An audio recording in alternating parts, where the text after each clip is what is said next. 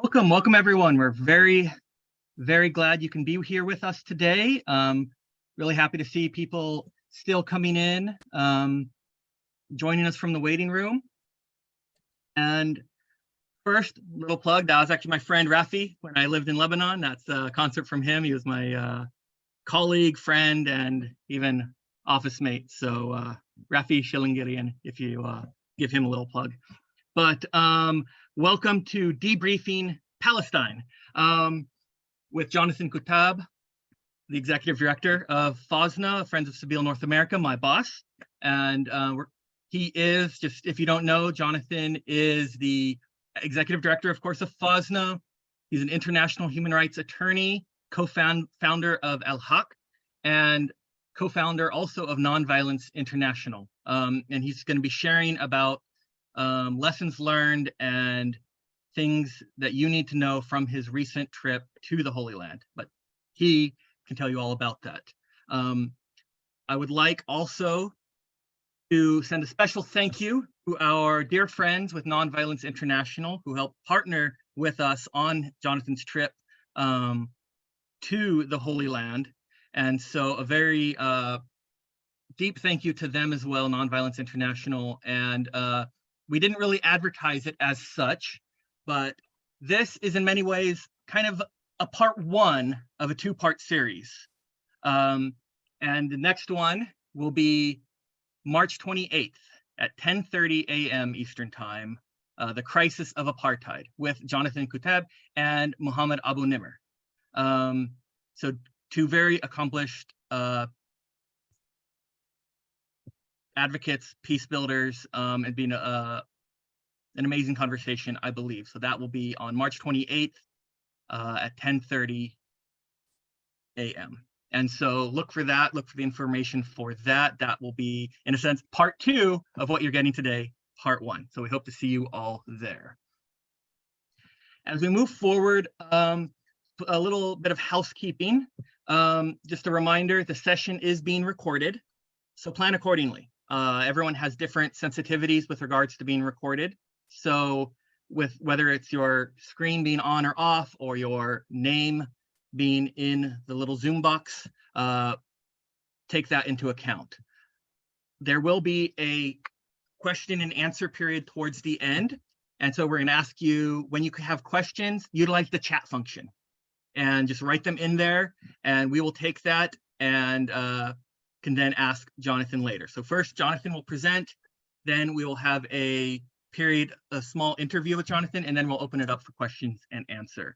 And in the chat and in the conversation, there's nothing better than the golden rule.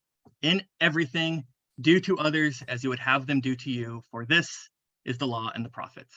It's a perfect rule for interpersonal interaction and political ideology, I believe. So we are FOSNA, Friends of Sabeel North America, a trans-denominational Christian organization seeking justice and peace in the Holy Land through education, advocacy, and nonviolent action. Together, all of us, we are a Christian voice for Palestine. Oh, at this point, I would very much like to hand it over to Jonathan Kuttab. Thank you very much, Jesse, and welcome to all of you. This is really moving that so many of you are interested in my reflections and observations. And the first observation that I want to make, and it's something I heard again and again when I was in Palestine. People in Palestine really appreciate all of you. All of you on this call, all of you who keep Palestine in your hearts, in your minds, in your prayers, and in your actions. You are one of the sources of hope that people have in a situation that is very dire and very difficult. One of the things that people kept asking me about there is, what is happening? Is there movement? Are people changing? They love to hear me telling them about young evangelicals turning towards a vision of justice, about the changes within the American Jewish community, within the Democratic Party, that people are now more open to a conversation that labels apartheid for what it is and that is willing to talk about it. So I start by saying thanks to all of you from people that I met in Palestine. I also want to bring up a painful memory 20 years ago of Rachel Corrie, who gave the ultimate sacrifice for justice, for peace, by non-violently standing in front of a bulldozer, as many Palestinians have done. And in her case, however, the driver of the bulldozer just kept going and killed her. She is a true martyr for peace and justice. And we remember her on this occasion 20 years ago.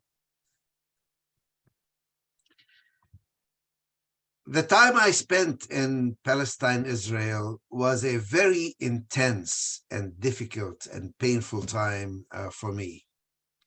There was very much a sense of crisis that I felt both among Palestinians and among Israelis, as I will describe it. For Palestinians, there was a sense of crisis because of the increased level of settler violence. We've had that before, and settler violence has been faced with impunity and increasing aggressiveness. But with this new government, it's literally those same extremist, violent settlers who are now in charge.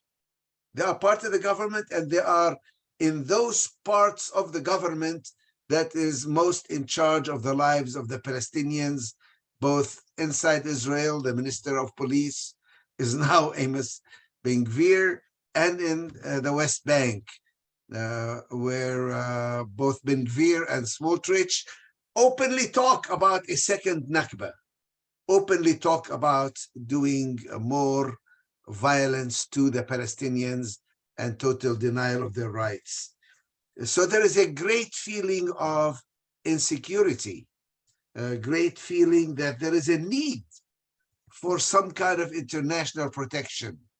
People feel very vulnerable in a very direct and personal way. Israeli citizens who are Arabs, for example, are worried for their personal safety. And here comes a new minister of police, and the first thing he does is cut off the funding for trying to provide more security to Israeli Arab citizens, because he says the funding comes from leftist sources. So there is a great sense of vulnerability. There is also zero respect for and faith in and trust in the Palestinian Authority to provide any kind of relief or security for people. I've never seen such low respect and legitimacy for the Palestinian Authority as I saw this time around, particularly on trying to provide any kind of protection for its people. In Israel also, there is very much an impending sense of crisis, that we have sort of crossed a certain red line. I know many of you may think, and many Palestinians may think, that this is more of the same, that this is just a greater level of extremism, but it has not really fundamentally changed the situation in the Israeli government. But for many Israelis, there is really a feeling that we are living in a moment of crisis, that the situation is, in fact, fundamentally different. First, because there are extremist elements who are now in the government and in pivotal positions in the government. Not only is it removing the mask, removing the pretense, and they're being openly fascist about their positions. But these people are, whether it's religious extremists or whether it's settler related right-wing people, are now in a position where they do control the government in Israel and are sending it in very dangerous directions. There is also a feeling that fascism is now becoming not only acceptable, but dominant and in fact in control of Israeli politics. So there is a feeling of crisis, and average Israelis, including many who are frankly very Zionist and very much at ease with the previous government, are now feeling that they cannot totally support this government. Now, it's true that in the massive demonstrations that we have seen, there has been very little talk about the occupied territories. They did not even welcome Palestinian flags. They did not even welcome or embrace Israeli Arabs who are Palestinians, who are citizens of the state of Israel, even though they desperately need them if they have any chance of fighting fascism in Israel, never mind the occupied territories. So there is an anomaly there. There is a feeling that they are not dealing with the occupied territories. They are not very clear about issues of equality.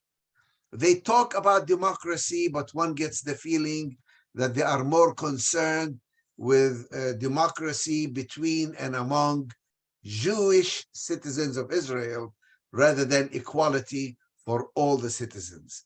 Having said that, however, I do sense and I saw many people who were demonstrating who also were willing to talk about the occupation, who also saw that the need for a constitution, for example, is going to require them to deal with the issues of equality and occupation and the status of non-Jewish people in a state that is openly Jewish.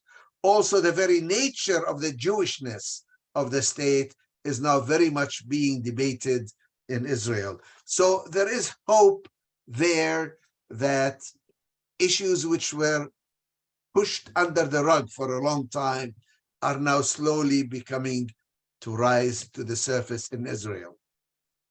So this is the kind of sense that I got while I was there. It did not help that there was a huge earthquake in Turkey with tens of thousands of people dying and literally hundreds of thousands losing their homes because the Holy Land itself, Israel, Palestine, does lie on one of these dangerous seams where every 80 or 90 years we have a major earthquake like the one that was in Turkey. So there was a lot of feeling that this could happen any day. So there was a feeling of crisis, a feeling of insecurity, a feeling of things are really getting bad. And we really need to do something to change the situation. And I find that hopeful. I find it hopeful that many Israelis as well as Palestinians are willing to think in new terms and feel the urgency of action. My trip was in many ways also picking up on a number of projects, a number of initiatives, a number of campaigns that FOSNA had done in the past, and maybe we can talk about some of those. Also meeting with a lot of friends and allies, being able to visit in Nazareth, in Haifa, as well as in West Jerusalem. I was not able to go to Gaza again, although I did meet a very good friend from Gaza who managed to make it out, and we had a good discussion about the situation in Gaza. But I wanted to debrief you today because there is nothing like actually going there in person to get a feel for the situation. And I wanted to share with you the kind of feelings that I had. And I wanted to also enter into a conversation with you, the Fosna family. It is very gratifying that more than 400 people have signed up for this debriefing, and I see more than 200 of them already on this call. And I welcome you all to put any questions or remarks that you have in the chat box. I'm glad we have with us Alison Howard, an amazing intern at Fosna, and she is going to start asking some of the questions, and I'll turn it over to her. Alison, and you can see her now and hear her. Go ahead. Hello. So the first question that we have for you is, we're hearing the news of Israel's government becoming more and more blatant in its racist laws and actions towards Palestinians throughout the land. And I know that you kind of spoke on it a little bit, but in your time in Palestine, what did you see? And based on that rhetoric and instigation from the government, what else were you able to witness? Well, actually, among Israeli Jews, that was a point of concern. Because, I mean, Zionism has always talked about a Jewish state. But they kept it kind of unclear who is a Jew, because that's a highly sensitive political issue. Now you have people in the government who say, our definition of Jew is the halakhic definition of Orthodox Jews. And therefore, all those people who are not really fully Jewish, those who are Reform Jews, those who are maybe not quite fully Jewish, maybe we don't welcome them. Maybe we even have to change the law of return to make sure that only real Jews are allowed. And Jewishness also means that Jewishness has to be reflected in the economy, in the institutions, in the courts, in the government. So Jewishness then, in a very narrow, not only national definition, but also religious definition, is now on the table. And that's basically what's fueling a lot of the demonstrations that we see in Israel, because a lot of secular Jews feel uncomfortable in a state that is run in large part by religious Zionists or religious Jews whose definition of Jewishness is very narrow. Thank you for that answer. Kind of based on that, what you were saying about the idea of being a real Jew based on a religious background, do you see that same idea amongst other Orthodox Jewish communities around the world? Do they have the same idea? Well, I leave it to others to talk about Jews around the world. But for a long time, Israel had sort of become the religion of the Jews. Support for Israel was almost an article of faith, even among secular Jews or Reform Jews or conservative Jews. For the first time now, that is being questioned. I hear that even some rabbis are reconsidering giving the prayer for Israel, which they usually do in synagogues, and are saying, I'm not sure I want to associate publicly, or certainly not wholeheartedly, and certainly not without qualification, with a state that openly says, has a minister who's a minister of finance, who says, I am a fascist and a homophobe. This is who I am, and I'm proud of it. And many American and Jews in Berlin and in Italy and other places are saying, this is not what we are comfortable with. Our next question for you is, how is the Palestinian community within the state of Israel and the West Bank and Gaza showing signs of resistance and sumud against this extremely racist government? That's a very interesting question, because Israel has succeeded over the years to fragment the Palestinian community into different communities. There are those who have Israeli citizenship.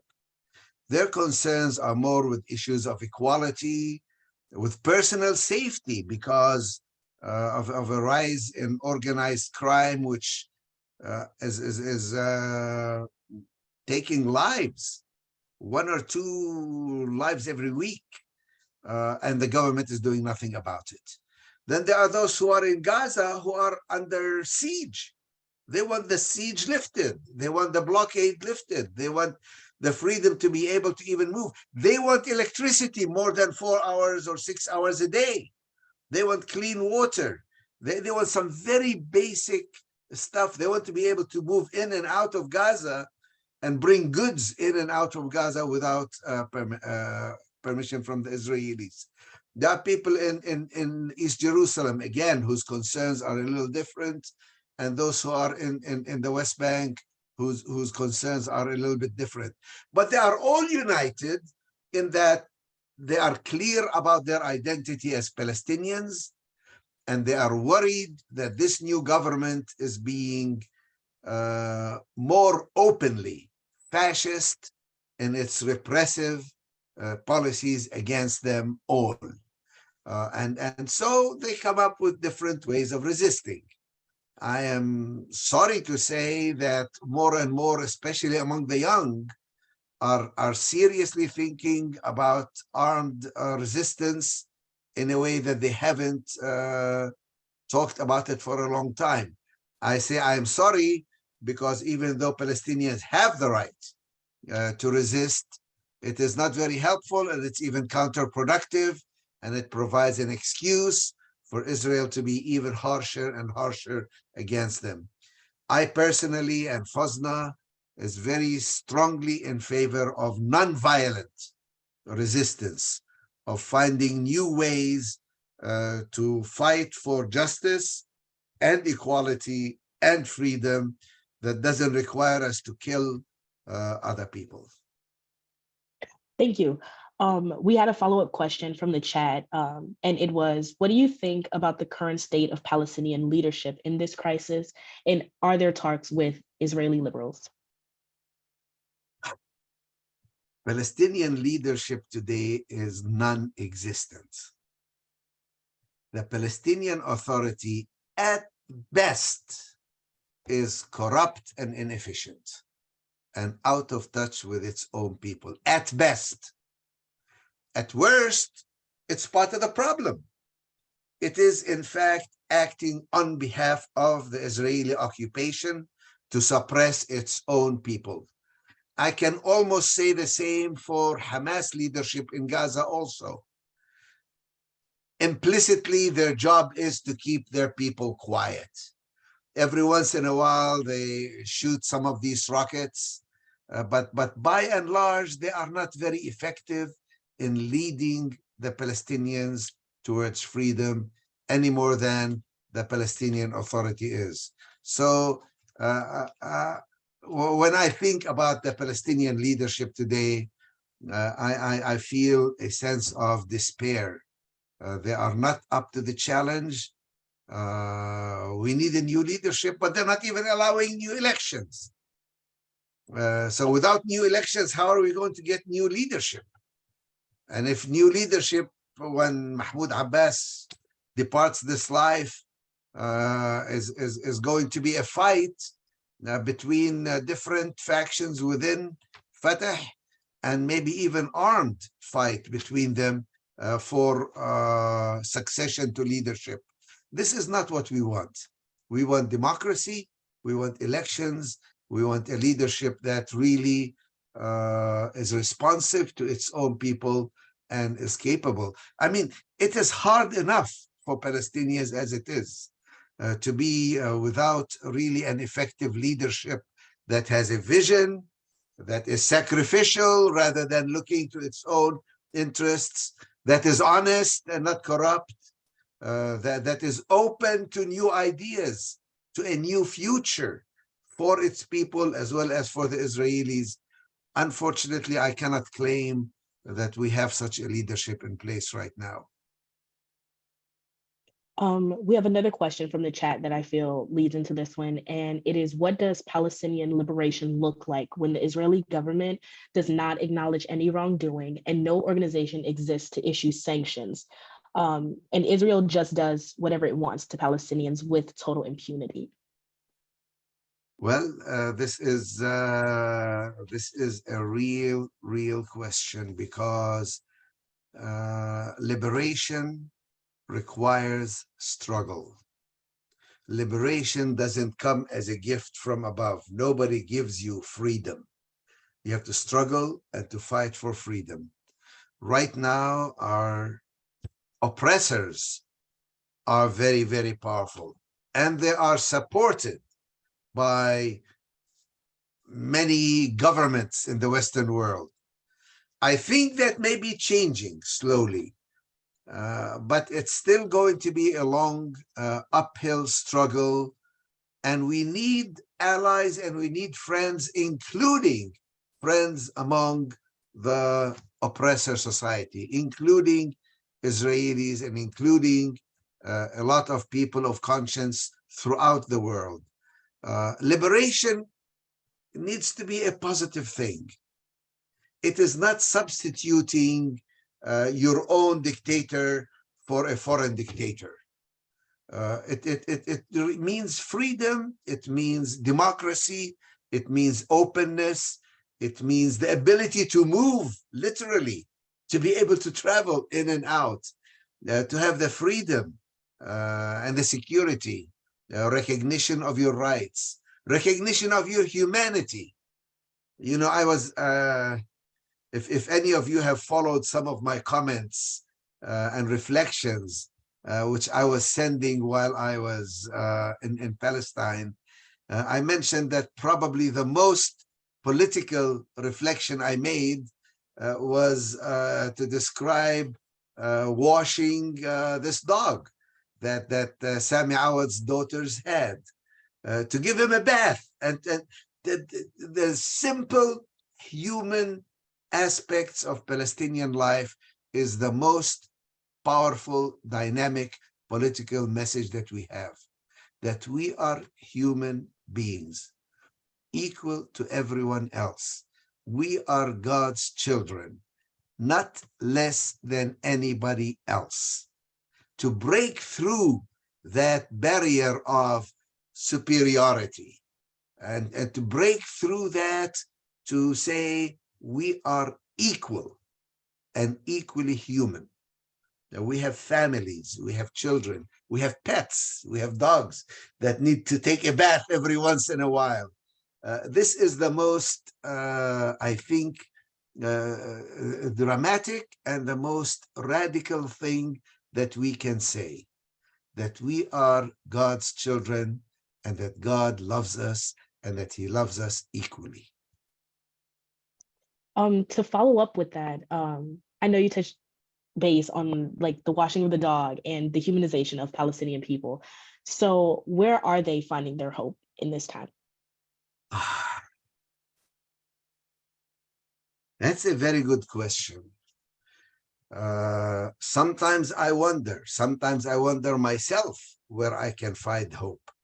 And the only way I can answer it is by making a distinction between hope and optimism. We are not optimistic. The situation looks dire. The predictions for certainly for the short term are horrible.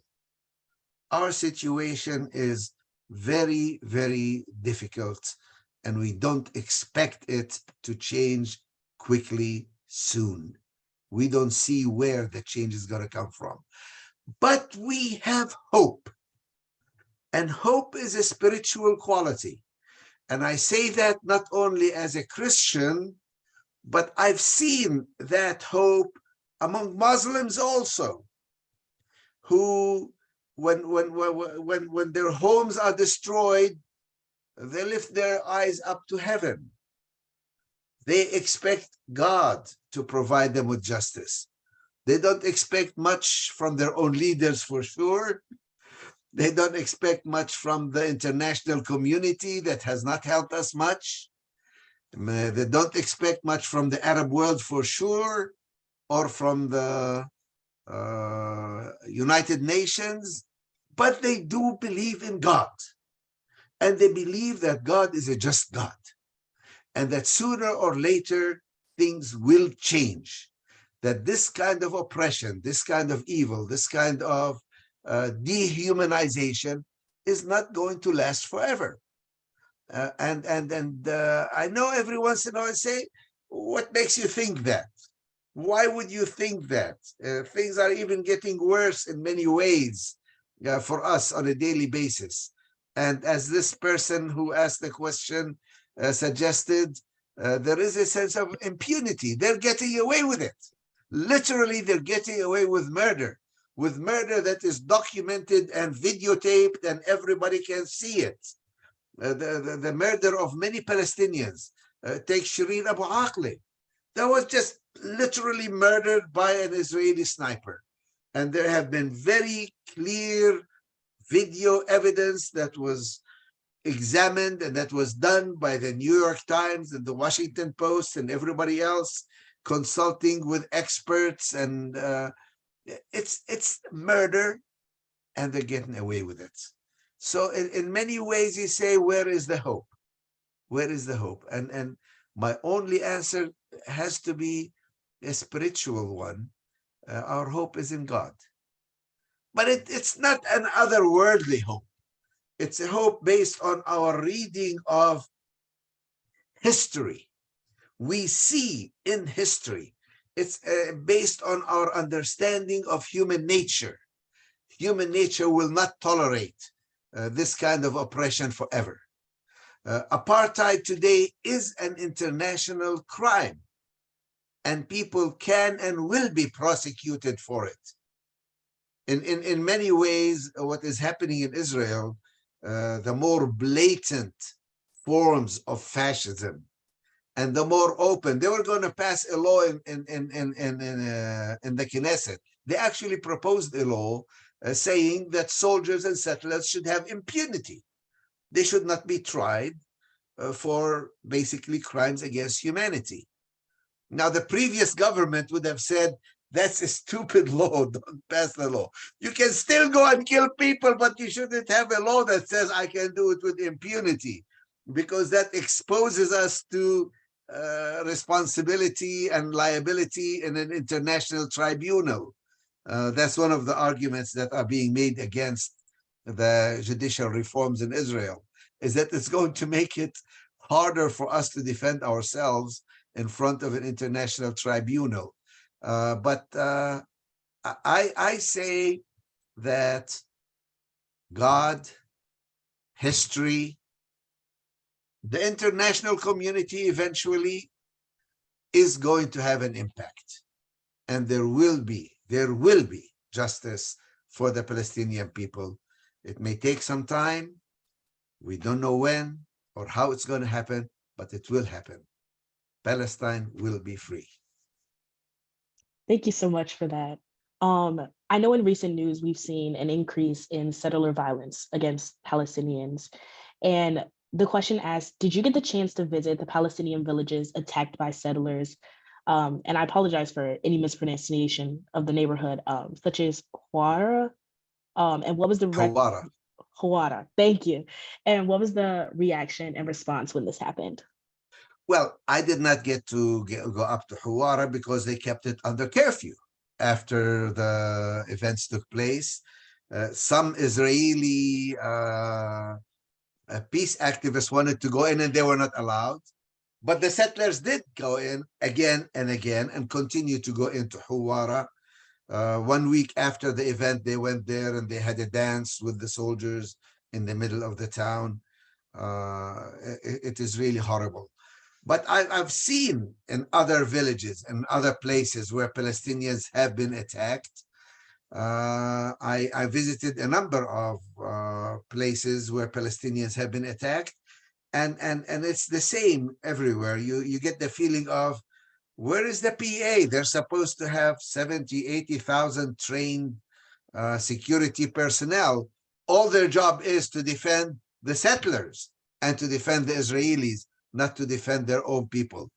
So there is very much a feeling of bitterness that there is nobody here to help us, nobody to defend us. But there is also a strong feeling of, we are not moving. We are staying here. Even if we are killed, even if we are attacked. And the scary thing is that young people are willing to engage, as I mentioned, in armed struggle, even though they know it does not help or it does not give them any freedom, or that they have no chance of winning, but they think it's important to resist anyway. And that's the only way they know how to resist, by picking up a gun or picking up a stone or doing anything to resist. Because they say there is time, there is history, and there is a God above, and eventually we will be free. We have another question from the chat. It is, can you describe the current state of Christian-Muslim relations in Palestine? Well, the situation of the Christian community is very bad, I think. There are good relationships between Muslims and Christians because they're both under the same pressure. They both get their people arrested. They both get their lands taken. They both are denied the ability to enter Jerusalem to pray, to marry one of their community. If you're in the West Bank, you can get married to somebody in Israel. Or if you do, they can't live together. So the Palestinian Christian community feels very much the same pain and feels a solidarity and a similar fate with the Muslim Palestinians. But at the same time, there is also the beginning of resentment between the two communities. Many Muslims says, nationalism has failed us, we turn to Islam. And so they become more religious. Palestinians, what do they turn to? They can't turn to Christianity and become more militant about their faith. So many of them feel that the situation is not helpful. The fact that Muslims are becoming more turning towards Islamic political expression is not helpful to Palestinians. And the fact that Jews are becoming more religious about what they are doing is again not helpful to Palestinian Christians, because we can't and we shouldn't actually try and seek a Christian political position. So Christians are very firmly believing in a secular democratic future, in a future that respects their religion but doesn't force religion upon them. In that, maybe we have good allies among Muslims and among Jews in Palestine. The separation of church and state, of religion and state, is very important, because a religious war is the worst possible war to have. Because if a person thinks, I'm doing God's will, well, what is there to argue with them? God needs to be obeyed rather than people, rather than man. So religious fanaticism is increasing among Muslims and among Jews, unfortunately. Thank you. We have another question for many people in the chat, and it is, what can we do currently in the West, and what do Palestinians need from us? That is a really good question. And the answer to that is that Israeli intransigence, their oppression, their arrogance is fed by the West. Financially, it's fed by the West. Militarily, it's fed by the West. And most importantly, it is the West that provides them with impunity from international law, from the United Nations when the US uses its veto power, from people being afraid of being labeled anti-Semitic, and therefore they allow Israeli practices to go unchecked. We need to be very clear where we stand. I think Palestinians need from their supporters, their sympathizers in the West, to be very clear about their humanity, about human rights, about international law, about being willing to label Israeli actions as apartheid, as illegitimate, and rather than support them, oppose them. Israel cannot afford to become a pariah state like South Africa. It cannot afford to be abandoned by its supporters in the West. It cannot afford to lose the umbrella and protection that the United States provides it at the United Nations and at other international fora. So the more we are willing and able to label its activities for what they are, to call them on their fascism, to call them on their hooliganism, to call them on their racism and discrimination, to call them on their violations of human rights, I think the more you will be able to help Palestinians, but also be able to help Israelis who want to have a just peace and a proper coexistence with Palestinians. Now, that is not a short order. It requires organization. It requires documentation. It requires political activism and lobbying and going to Congress and going to your senators. It requires going to your church or to your synagogue and saying, this is wrong. I cannot support this. I cannot accept this. I have to do something about it. You know, I started by saying that there is a sense of crisis among Palestinians and among Israelis. I sense there is also a crisis among many of the supporters of Israel in the United States. I think there is a real sense of crisis in the Jewish community in the United States, because the vast majority of them are very liberal and very decent and very humanitarian and are at the forefront of fighting for equality and against racism and against oppression. And so they don't feel comfortable at all being associated with a regime and a government that is openly fascist and that's openly discriminatory and that's openly racist. So there is a lot of opportunity, I think, for all of us. And I think we have to start it. We have to start building bridges with allies in the United States, in different intersectionality, with different groups, with the African American community, with the Jewish community, with the Muslim community, with those who are fighting for the good fight on many other fronts. We have to build alliances to the point where Israel can no longer take it for granted that they can do whatever they want and they'll still get their money, they'll still get their weapons, they'll still get welcomed with open arms, and they will still get the umbrella protection from the United States. Thank you. Speaking of which, a couple of people in the chat want to know, can the UN provide protection for Palestinians? And if so, how? As well as, does the civil society have a role to play in this context?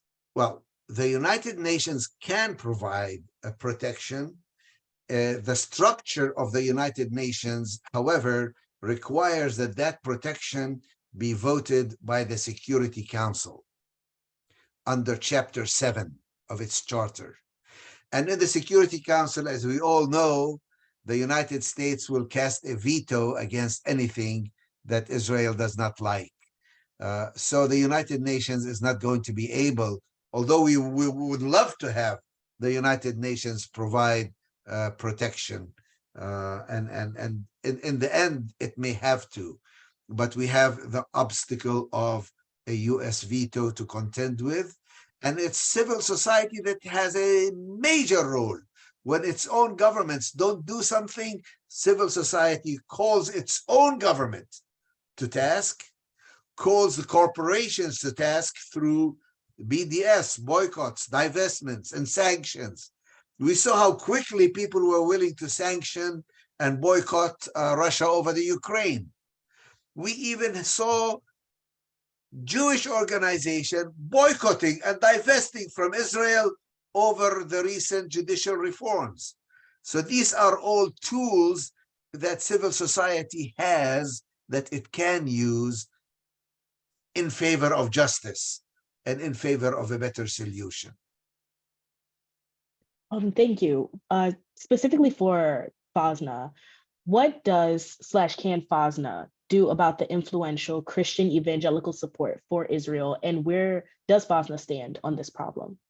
Well, the good news is that among evangelicals, especially young evangelicals, there is a lot of movement. And FOSNA has been opening conversations with evangelical churches and evangelical leaders.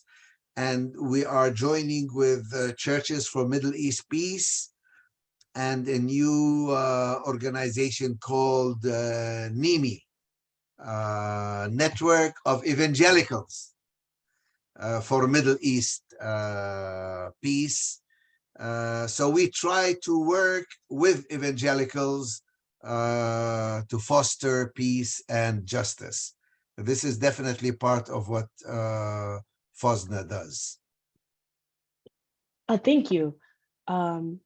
What updates do you have for us regarding recent campaigns like Mohammed Halabi, Tent of Nations, and Shadi Khoury? Oh my goodness. I have a lot of updates on all three issues. I visited with Shadi Khoury and his mother. He is still under house arrest, but he is now allowed to go to school and come straight back from school to the house.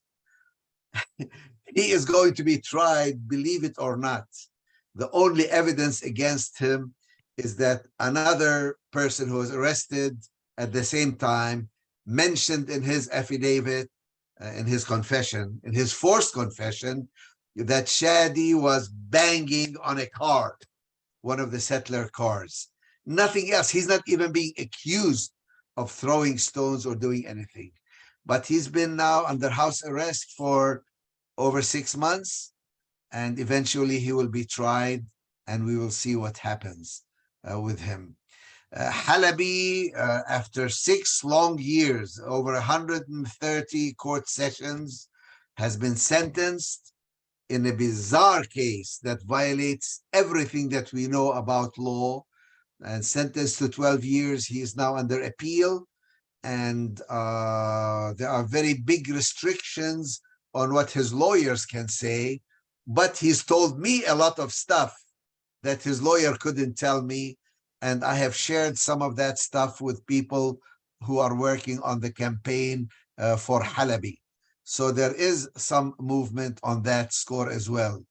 The Tent of Nations, I visited the Tent of Nations, and they are continuing to be steadfast. You talk about sumud, you talk about steadfastness.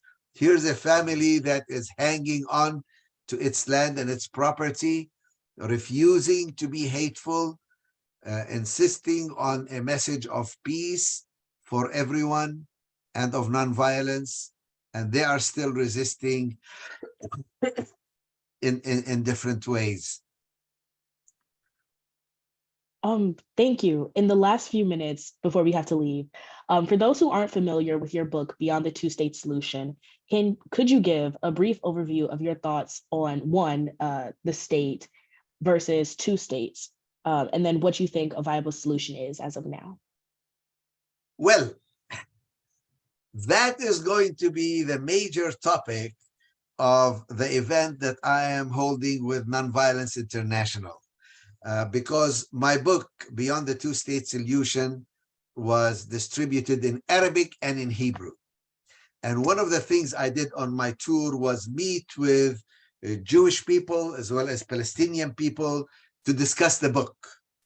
And so for those of you who want to hear a little bit more about that, and not only because our time is up, but Nonviolence International has invited everyone who has downloaded the book from their site. Over 2,000 people have downloaded it, as well as anybody else who chooses to discuss this one state versus two state solution. We will be discussing that in the event. I hope somebody puts in the chat box how people can register for that event, where we will be discussing in detail the issue of one state versus two states. I can only mention to you that nobody in Israel is now talking about the two-state solution at all. That's no longer on the books. It's only at the outside world that people still talk about the two-state solution. But there's a lot that's taking place that requires a much more extensive discussion. Thank you. So that is all the questions that we had. Was there anything else that you would like to have or like to say, or should I turn it back to Yes, Jesse? I'm so glad that we were able to limit ourselves to 1 hour. I know everybody is zoomed out these days, and I try to strictly restrict any Zoom event to 1 hour if at all possible. I think that there is a lot of movement. You know, crisis always includes opportunity for change. There is the possibility of change. People are beginning to think out of the box. People realize that the status quo is not sustainable. For all the suffering that the Palestinians are feeling right now, there is also a feeling that this cannot go on much longer, that this situation has to change. It is unsustainable. And all the things that are taking place in Israel, with hundreds of thousands of people demonstrating every single week for now 9-10 weeks already, something is going to change. Whether the change is going to be for the better or for the worse, whether there's still things need to get a little bit worse before they get better, I don't know. But there is change in the air. There is a crisis, and there is a call for all of you to participate in making sure that the change is for the better, both for the Palestinians and for the Israelis. And I think it is possible if we can only hang on to the concept of equality, hang on to the concept that we are all God's children, hang on to the concept that we are human beings and we need to and can live together. Jews, Muslims, and Christians live together in Palestine for hundreds of years. It is not divinely ordained that we should be enemies and we should kill and hate each other. It is not. We can and should live together. This is the challenge for us, and this is the opportunity. And I thank all of you who participated in this session. And I hope to continue being in touch with you. And maybe some of you, if you're interested in the issues of two-state, one state, and the future, you may want to attend the event of Nonviolence International, which I hope they will put in the chat box as well.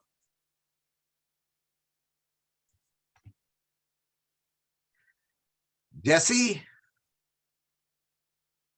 Is Jesse around? Yes, I'm around. Maybe you can end it, maybe with a word of benediction or some kind of giving us away. After all, this is Friends of Fazna. This is a Christian organization that tries to maintain a Christian witness. If you can end us with some kind of benediction. Yes, I actually would be happy to. And I'm going to read something adapted from the Book of Common Prayer, and I actually included it in our mass emailing, our e-blast today. And it's, "Look with pity, O Heavenly Father, upon the people of the land who live with injustice, terror, disease, and death as their constant companions. Have mercy upon us. Help us to eliminate our cruelty to these, our neighbors. Strengthen those who spend their lives establishing equal protection of the law and equal opportunities for all. And grant that every one of us may enjoy a fair portion of the riches of this world. Through Jesus Christ our Lord. Amen." Amen. Yeah. I believe everyone who registered will get a copy of this or a link to a copy of this event if you find it useful. Yes, Thank you that's correct. very much. Thank you. Thank you so much. I look forward to seeing you in a couple of weeks at the next webinar. The link is in the chat, and you'll see it online and in our future emails, our mailings as well. Thank you all.